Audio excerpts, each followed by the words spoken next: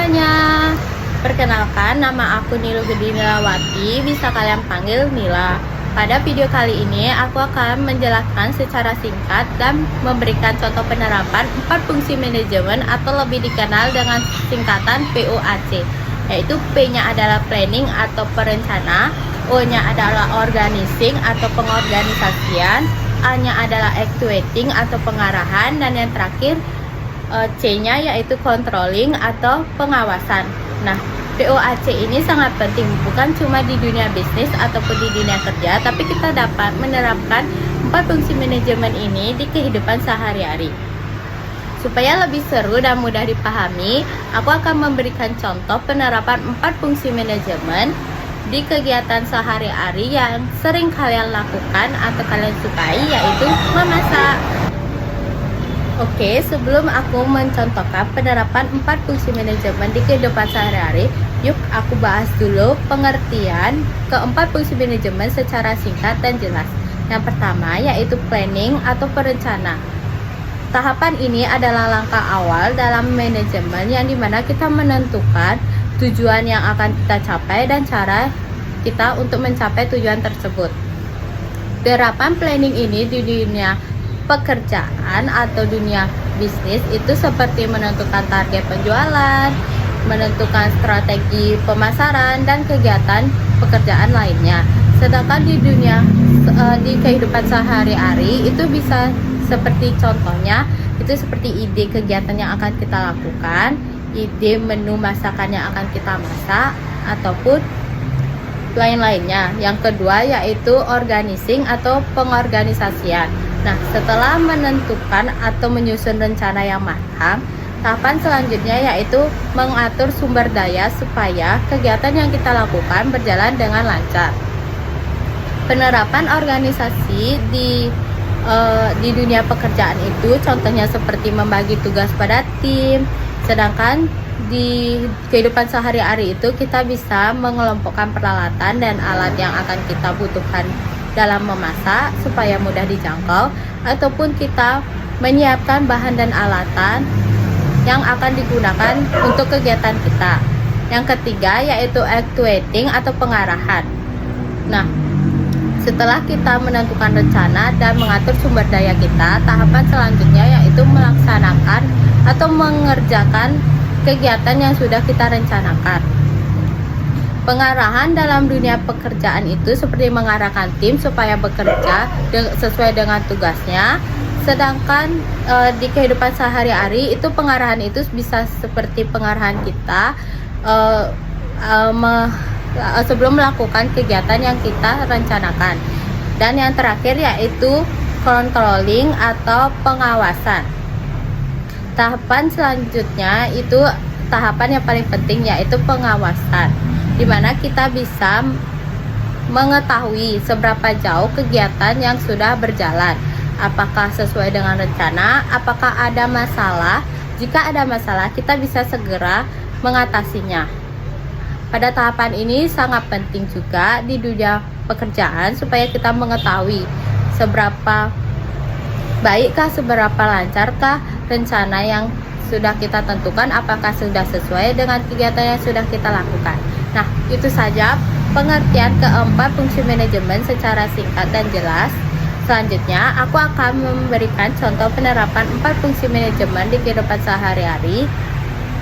Pada tahapan planning, aku menentukan dulu ide kegiatan yang akan aku lakukan, yaitu membuat spaghetti bolognese sederhana untuk 2 porsi.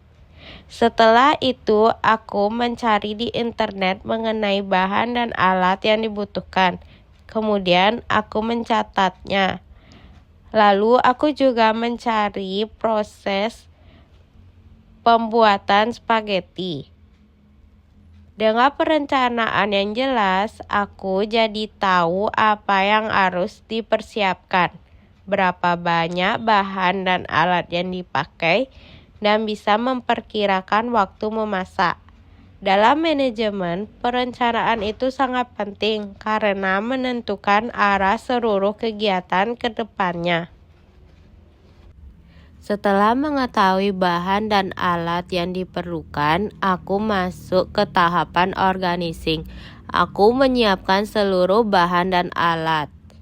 Di sini aku juga menyusun dan menata semuanya agar proses memasak lebih efisiensi. Aku menaruh bahan di sebelah kiri sedangkan alat di sebelah kanan. Aku juga menyalakan kompor dan menyiapkan air rebusan lebih dahulu biar waktu nggak terbuang. Dalam manajemen organizing berarti mengatur posisi dan peran setiap sumber daya agar semuanya saling mendukung. Dengan organisasi yang rapi, pekerjaan jadi lebih cepat dan gak bikin bingung. Nah, sekarang kita memasuki ke tahapan ketiga yaitu actuating atau pengarahan. Ini tahapan di mana rencana mulai dijalankan dan semua bahan serta alat mulai digunakan. Aku memulai langkah pertama dengan merebus spaghetti sampai matang, sedangkan di sisi lain aku memanaskan saus jadi supaya harum dan hangat. Setelah itu, aku melakukan plating dengan memberi topping parutan keju. Tahapan ini menggambarkan gimana seorang pemimpin mengarahkan tim supaya bekerja sesuai rencana. Dalam hal ini, aku yang jadi manajer dapur, yang memastikan semua berjalan sesuai langkah yang sudah direncanakan. Sekarang kita memasuki ke tahapan terakhir yaitu controlling atau pengawasan. Setelah spaghetti selesai dimasak, aku baru memastikan hasilnya apakah sesuai harapan atau tidak. Aku mencoba rasanya, apakah bumbunya sudah pas, apakah tekstur spagettinya lembut, apakah sausnya meresap. Kalau ternyata masih ada kesalahan atau kekurangan, aku bisa langsung menyesuaikannya di percobaan berikutnya. Selain itu, aku juga meminta tolong ayahku untuk mencicipinya. Dalam dunia manajemen, controlling itu penting banget karena jadi langkah evaluasi, biar hasil kerja sesuai dengan standar dan bisa lebih baik ke depannya.